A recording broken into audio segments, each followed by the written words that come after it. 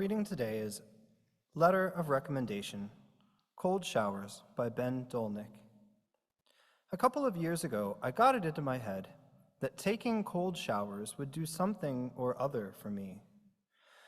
Just a few minutes a day of wet discomfort were, I read, good for your skin, or your emotions, or your metabolism, or your something. So I bravely twisted the temperature knob all the way to the unfamiliar side of the dial, took a deep breath, and stepped in. My entire body puckered. I gasped. I turned the knob back and declared my investigation complete. But then, a month or two ago, thanks to a problem with my apartment's plumbing, I was forced to reopen the case. I don't know if it's that I'd matured in the intervening years, or if the necessity of the situation had tricked me into acceptance, but I emerged from that more recent shower a convert. I have been taking cold showers for a couple of months now, and I have noticed zero changes in my skin or spirits or metabolism. I have, however, noticed a significant, though perhaps unintended change in my entire disposition toward the outside world. At almost every moment of the day, I am accompanied by a pair of petulant, melodramatic children in my mind's back seat. These children, liking and disliking, exert a distressing degree of control over just about everything I do. I walk past an ice cream shop on the way home from a dinner at which I have stuffed myself to the point of belt-hole renegotiation, and liking pipes up, describing a scoop of mint chip in pornographic detail. And so insistent is liking's voice, so vivid are the pleasures it manages to conjure, that I am, mere minutes after declaring that my own new health regimen begins now, choosing between a waffle cone and a sugar cone. Disliking is every bit as formidable. Every morning, as I begin my workday, my computer presents me with the usual array of garbage: email, Twitter, updates on the state of the nation, updates on the state of the sneakers I just ordered. And as I reach to open up the cold, dark slab that is my word processing program, disliking makes itself heard, shrieking and whining and wailing and threatening all manner of self-harm should we be forced to perform a minute of actual labor. And so, I open up another article about which are the most flattering black t-shirts on men. This, repeated 1 to 2 million times with subtle variations, is my life under liking and disliking's merciless regime. They are vigilant, they are tireless, and they are, in many cases, squarely opposed to my self-interest. And as I discovered recently, there is nothing quite like a cold shower to reveal their essential fraudulence.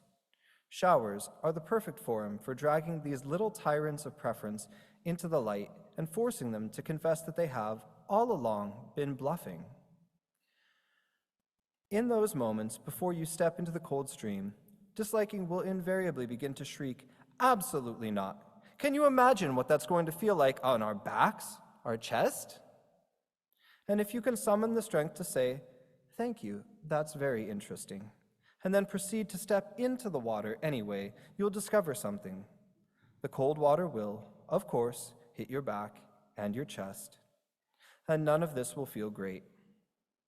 But if you can bear it for a few seconds, unclenching your muscles, relaxing your grimace, you will notice, as you begin to soap up, that disliking has fallen asleep. Those urgent pleas, those desperate warnings, turn out to have been a passing squall. Standing fully under a stream of cold water has, in less than a minute, been downgraded from an all-hands emergency to a shrug. Once you've seen this fact clearly, that liking and disliking are voluble fakers, the whole world begins to bloom with possibility. How many projects that you would like to start, languages that you would like to learn, conversations that you would like to have are walled off by unscalable barriers of aversion? How many hours of procrastination, how many years of unreturned phone calls have you poured into the avoidance of a few minutes of discomfort? How many diet-busting donuts, marriage-wrecking affairs, career-destroying crimes have been undertaken simply because someone fell for liking's charming patter? The cold shower, with its few materials and its compact lesson plan, stands ever ready as a model of overcoming. I see how easily a call to overthrow liking and disliking could shade into stoicism and to the claim that you should feel the same about a slap in the face as a kiss on the cheek. But cold shower therapy has not turned me into a robot. Instead, it has freed me from the prison of unexamined preference. Liking and disliking, those adorable frauds, need not be flung from the vehicle. They just don't belong behind the wheel.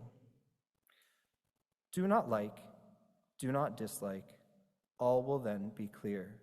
So said a Chinese Zen master in the 8th century. I first encountered this line years ago, and it struck me as somewhere between bewildering and nonsensical. Now, a few dozen cold showers into my Zen education, it seems to me the height of wisdom, a credo to live by. Against my better judgment, I like it very much. I'm delighted to be with you all today. Thank you very much for inviting me. In January of 2018, my 18-year-old son Vince and I spent a week in the surreal city of Dubai. We stayed with my cousin and his wife, who were soon moving back to the United States, and we wanted to catch them before they did. About a month before our trip, I asked my cousin to send us a list of activities so we could prepare and do some research. And he sent a neatly organized email with sections like downtown Dubai, including the world's tallest building, Burj Khalifa, Old Dubai with art galleries in the Al Fahidi neighborhood, as well as desert trips to a camel farm and miscellaneous. I forwarded the email to Vince without reading it. I figured whatever he wanted to do, I would join along. He looked into the recommendations, and his number one, by far, favorite activity was in the miscellaneous category, skydive Dubai. I probably should have reviewed the email before I forwarded it and done a little deleting, because not only was he insistent that he wanted to skydive more than anything else in Dubai, he had done his research, and of course he had concluded that Skydive Dubai was an excellent operation with a perfect safety record. What parent would permit their child to jump from a plane 1,500 feet in the sky and travel at 120 miles per hour down to the earth? There was no way. I know from my spiritual practice that our suffering is directly proportional to how much we resist physical and emotional challenges. The intensity of our suffering can be understood by a basic equation. Pain times resistance equals suffering. Pain is defined as sensations that are hurting in the body or experiences that provoke difficult emotions like jealousy, anger, fear. Resistance is the disliking, all the different ways we say, I do not want this to be happening to me right now. Jon Kabat-Zinn, scientist, writer, and meditation teacher, popularized the practice of mindfulness to address pain. He defines mindfulness as awareness that arises through paying attention, on purpose, in the present moment, non-judgmentally, in the service of self-understanding and wisdom. Mindfulness enables us to train our minds to manage our automatic liking and disliking so that they do not dictate our experience. Kabat-Zinn describes pain as having three parts: sensory, which is our body, our nervous system's interpretation; affective, which are the emotions we have in response to pain; and cognitive, how we think about the pain, how we judge its effects, the stories we tell ourselves. Kabat-Zinn teaches that the affective and cognitive contributions to the pain can be lessened by changing our relationship with it. We suffer less if we open to the pain, if we pay attention to it, instead of doing everything we can to make it go away. Being curious about it instead of catastrophizing enables us to distinguish between the pain and the suffering, and then we can change the experience of it. A research study that illustrates this used the cold pressor test, in which a tourniquet is wrapped around the biceps of the subjects and their arms are submerged in ice water. Because circulation is cut off, the arm becomes very cold. To deal with the pain, some subjects were instructed to distract themselves, just think about other things.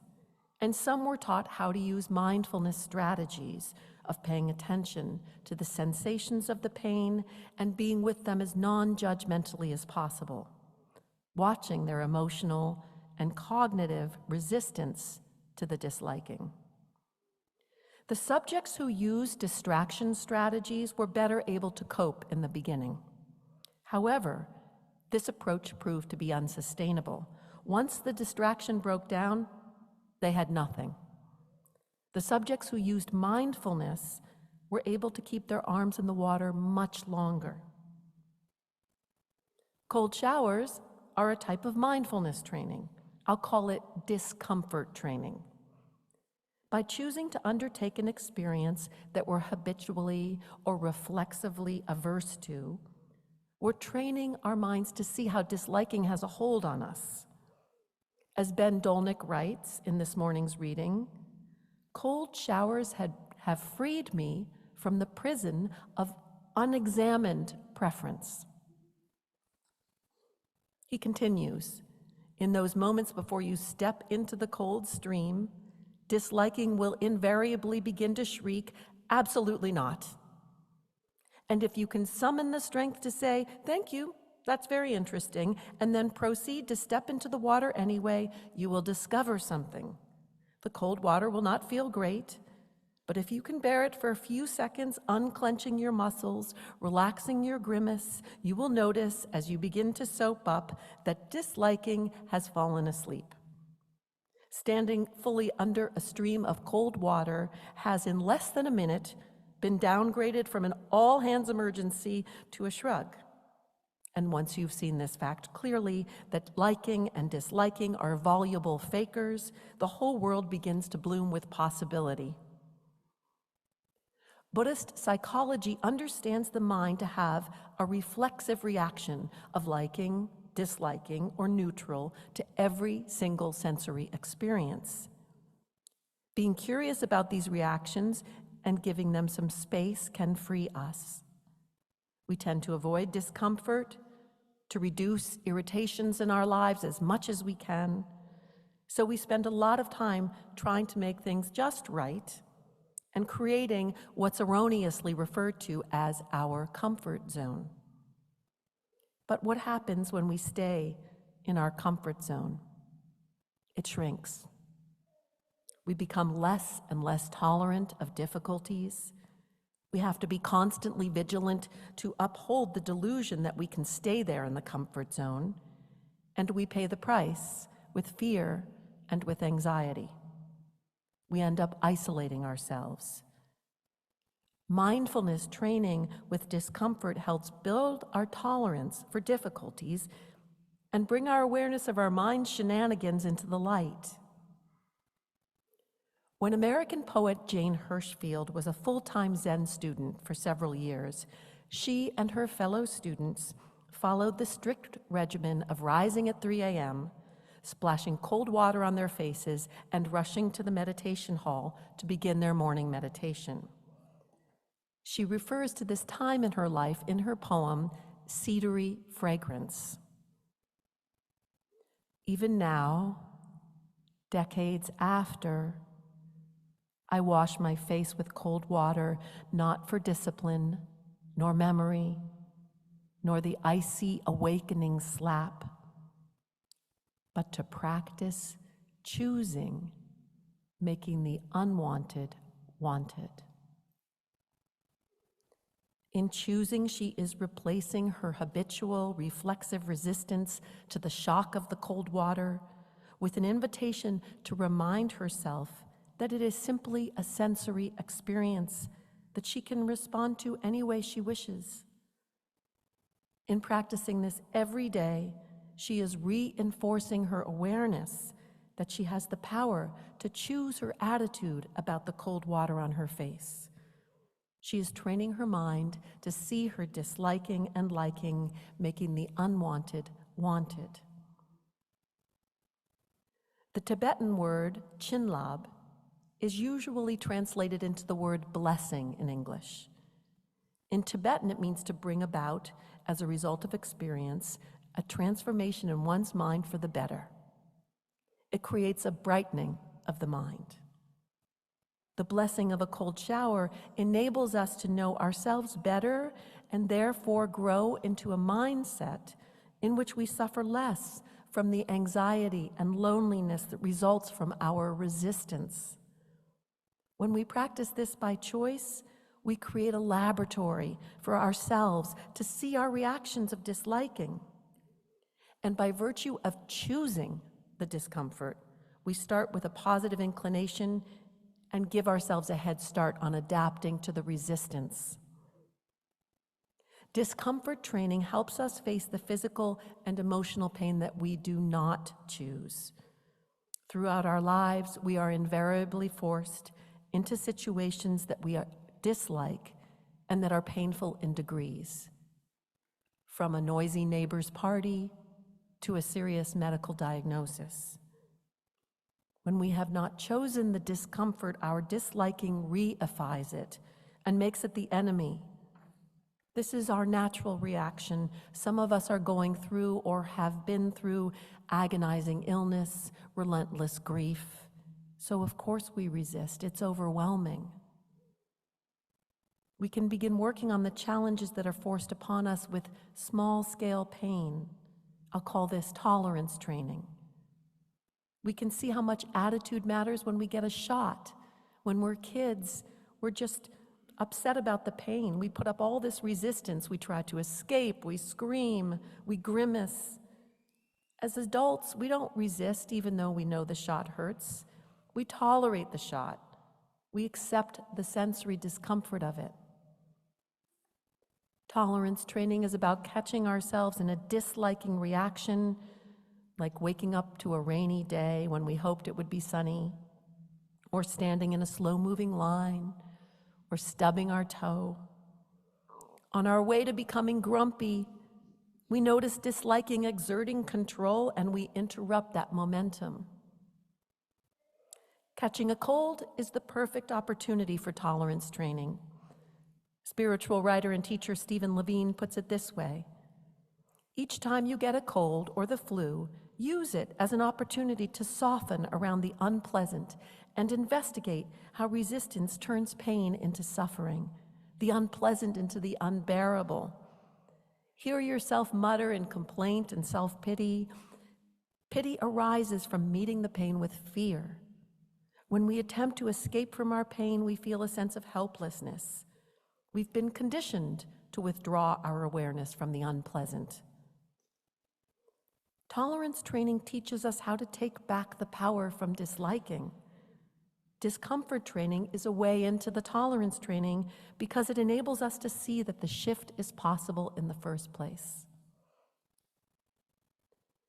Because I was familiar with discomfort and tolerance training, my mega resistance to Vince's request to skydive provoked curiosity in me. I quickly learned that Skydive Dubai was one of the safest places in the world to skydive, and yet that did nothing to allay my fear. So that indicated to me that my fear was not justified, it was irrational. When the resistance persisted so strongly, I began to realize that it was not just my worry about Vince skydiving, but my worry about doing it myself. Here was an opportunity for some high-octane discomfort training. it was going to take some fierce preparation for me to let Vince jump out of a plane, but for both of us, that was a whole new project. I spent the next month doing mindfulness practices to become familiar with my disliking, my fear. I revisited the safety statistics over and over so I could work with my fear. But I'd still wake up in the middle of the night in a panic and say, I have 3 teenagers, what am I thinking? Instead of turning away from the fear, I'd open to it and explore it. And then I could see little signs that it was starting to transform. I was highly motivated. This was, after all, voluntary exploration of discomfort. I knew if I could work with such powerful disliking, then I could work with all sorts of aversion. So by the time I heard the instructor say, ready to jump, 1, 2, 3, I was actually elated. Not because of the thrill of stepping off the plane's ledge into the sky, but because that was the moment of proof that I could transform my own mind. I was fortunate to have this extraordinary opportunity for discomfort training. But the preparation I had to do to make that happen was pretty easy compared to my ongoing efforts to work with quotidian frustrations, not to mention jealousy, resentment. When we manage our disliking through discomfort training and through tolerance training, we prime ourselves to handle the challenges in our lives. We feel less helpless, less fearful. We give our energy to genuinely coping instead of resisting, isolating ourselves in our comfort zones. For Dolnick, the blessing of 2 months of cold showers changed his entire disposition toward the outside world. When we take steps to reduce our own suffering, we're more patient, we're more compassionate, and this flows naturally to our friends and our families, our beloved animals, the strangers whom we encounter, to all beings. Blessings, peace be with you. Hi, and welcome to Getting the Message, where we dive a little bit deeper into today's service themes. I'm really excited for a message about cold showers today.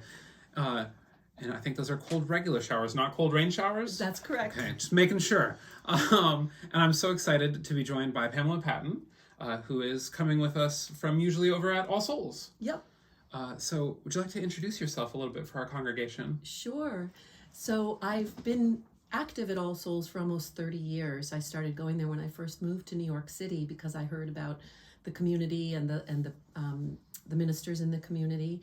But I was very much of a sit in the back and scoot out as soon as the service was over type, and didn't really get to know anybody right away. I just went there for spiritual grounding each Sunday, having been raised in a faith family, and I was not raised Unitarian Universalist, I was raised Catholic, but the spiritual formation was very important to who I became. So I was in a very different career back then, but finding it very helpful to go to All Souls on Sundays. And I eventually, as I often say from the pulpit at All Souls, I eventually worked my way up to the chancel, so watch out, right? You never know. You're sitting in the back and you think you're just going to stay there. But I had some things happen in my life, some real struggles that led me to understand my finitude, really. And as a result, I eventually started working in chaplaincy or doing clinical chaplaincy at Mount Sinai, which led to seminary, which led to further chaplaincy training, and ultimately to congregational ministry at All Souls. So I'm also a practicing Buddhist in the Tibetan Gelug tradition. So I have sort of a balance of Unitarian Universalist principles and ethics, as well as Buddhist vows that I've taken and practicing Buddhist spirituality. Seminary will always get you. If it's meant to be, seminary will just keep pulling and eventually get you there. It's true. With my DRE role, I always am dropping the seminary hints to the youth that I think might be. And you never know. They might be well into their 40s like I was before right? they follow. But no, so the Buddhist connection, I think, relates a lot to today's message, and. I'm curious, what inspired the message, and what inspired the message? What why I think about cold showers. Yeah. Well, in Buddhist psychology, there's this idea that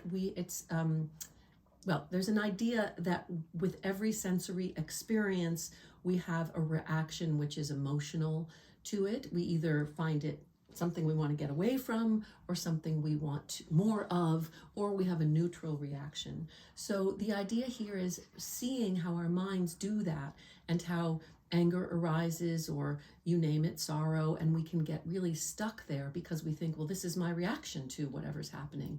And we forget that we can transform that experience from, let's say, anger. Let's say someone provokes us and we get angry back. We all know what happens next, right? It just escalates. So the idea is that not that anger doesn't have its place, because there are things to be angry about, but we want to do it with a sense of patience, a sense of getting somewhere with it, or a sense of really just watching our minds and saying, is this anger that's arising for me going to be beneficial in the long run? You know, I need to defend myself, but do I really need to make a big fuss at this time? So the idea is really watching our minds to see what we have aversive reactions to, what we have wanting more of, and what we just feel neutral about. And the reason I'm using cold showers, as you'll see in the reading and in the sermon, is because a cold shower is something most of us are aversive to. We want nothing to do with. Why bother? We have warm water most of the time. Why would we put ourselves through a cold shower? So my sermon and the reading speak to that, and why that actually can be beneficial to us to tolerate a cold shower. Right. So one of the things that I mentioned in the Time for All Ages is my walk that I did of all of Manhattan that, was for fun. Yeah. But that, one of the things that I loved about that was, challenging the comfort of my body, but also trusting my body at the same time. So as we were preparing for recording this, we were talking a little bit about like discomfort and our sensory experiences, and how it's like really easy for us to, I guess we can use a common word of get triggered by negative things in our lives. Could you talk a little bit about that, like sense of discomfort, and how we can handle that like in healthier ways in our lives? Yeah. So if you think about just an average few minutes in your life, so many things can happen. And in my particular tradition of Buddhism, we talk about how a moment is 1/65th of a finger snap. So that's pretty short. And the idea is that sensory input is happening every moment. So we can move from who ate all my yogurt to, wow, those chocolate chip cookies smell good, I want to eat 5 of them, to,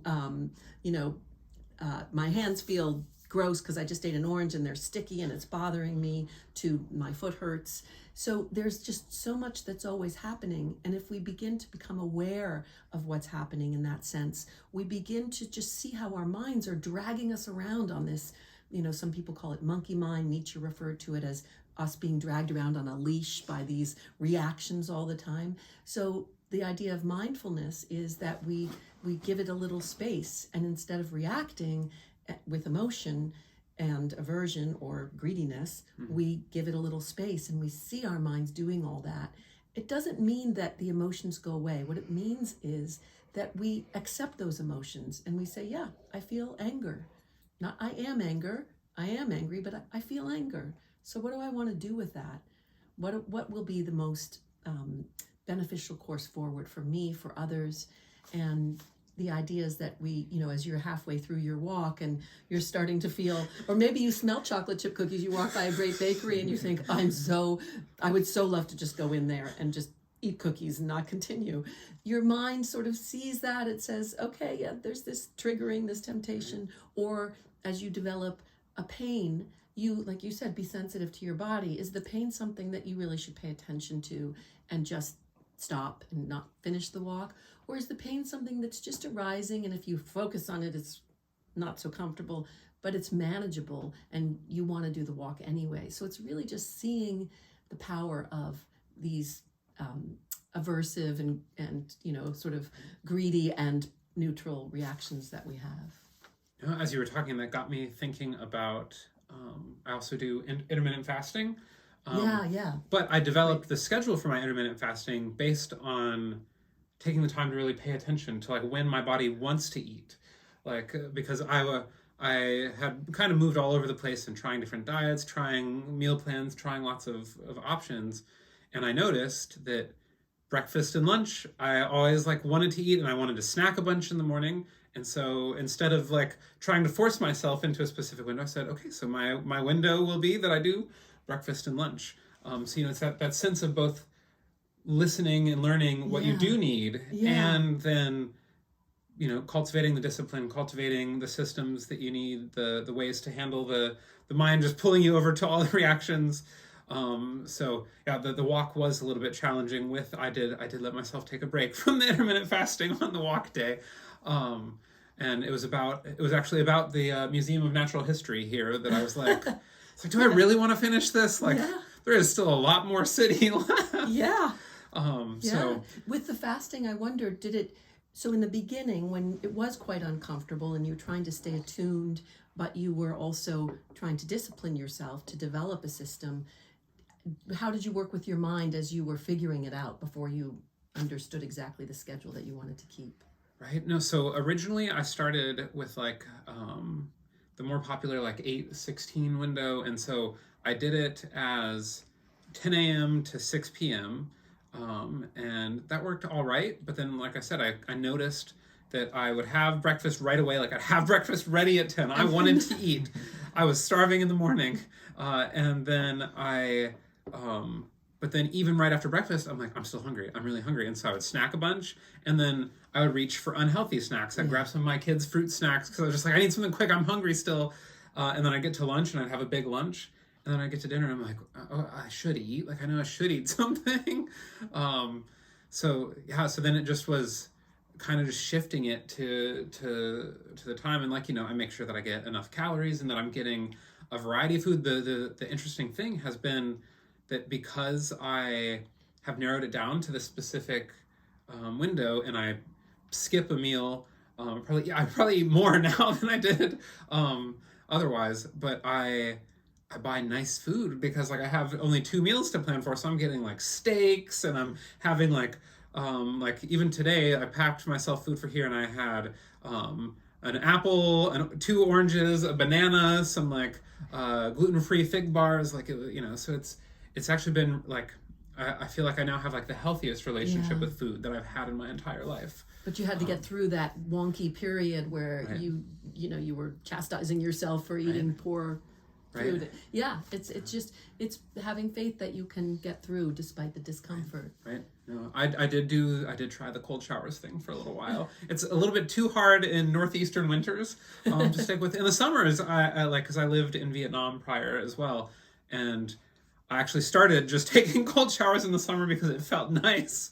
And everyone's like, all of my Western friends that I told that to, they're like, I don't get it. I'm like, I know, it's so nice to cool down when it's 100 degrees outside. Yeah, but it's true. It's and it's not, cold showers aren't for everyone, right? It's some people will benefit from that, some from intermittent fasting, some from taking on, climbing a mountain. Just the idea that we, by choice, challenge ourselves with discomfort. Right.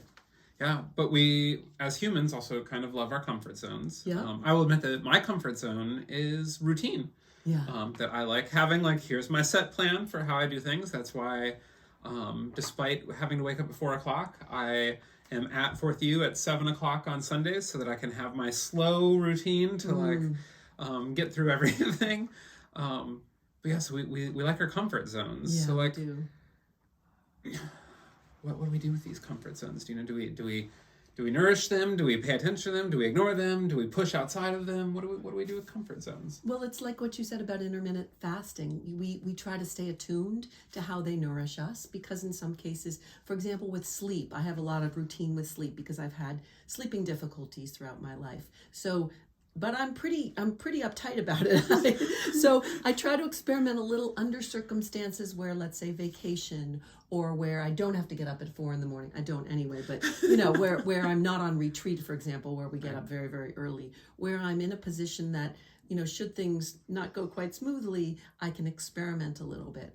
So I think comfort zones are to be respected. The problem is if we keep, and I speak of this in my sermon, if we keep our comfort zones just so and imagine that, well, if we plan everything perfectly, it will go just so and we'll be happy, then, we really end up causing ourselves suffering, because there will always be, as we say in Buddhism, causes and conditions, which come together to defy our plan.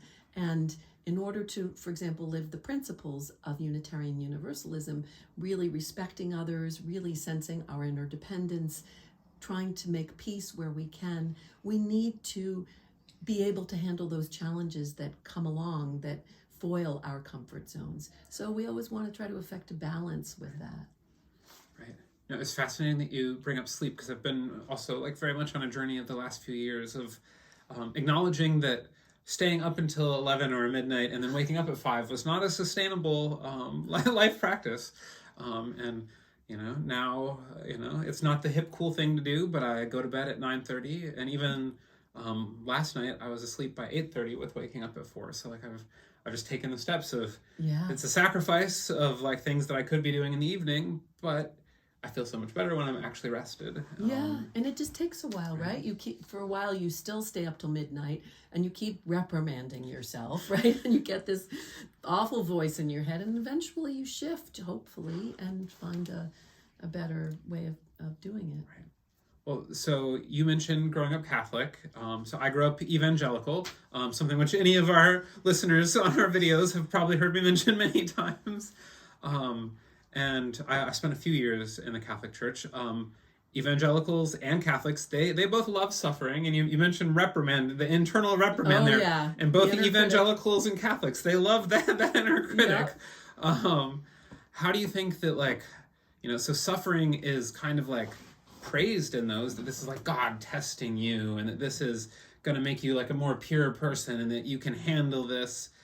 How do you think that a Buddhist conception of suffering is different from that more Christian view of suffering, I guess we could say? Yeah. So suffering, the term suffering, which is of course transliterated, so in Tibetan or Sanskrit or Pali, the word is dukkha. And what the derivation of the word dukkha is that it's when you're riding in a cart and the wheels aren't quite attached just right, so the ride is a little bit bumpy, but not terribly bumpy, just a little uncomfortable. So that's dukkha, because so much of our lives we just feel like things aren't just quite right. I want to make a few adjustments, the way I'm sitting.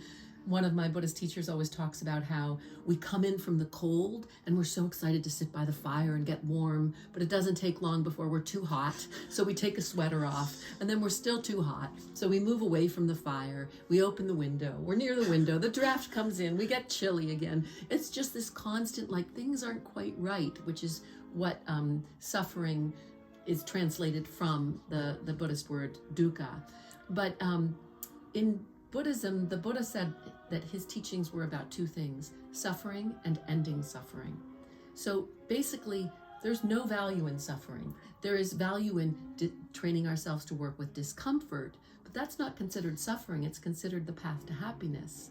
So it's very different idea, the idea of suffering, and we create our own suffering. I mean, these are the teachings of the Buddha, that we create our suffering by sort of self-cherishing. Really is the main source of suffering, is getting deeper and deeper inside our own minds and isolating ourselves.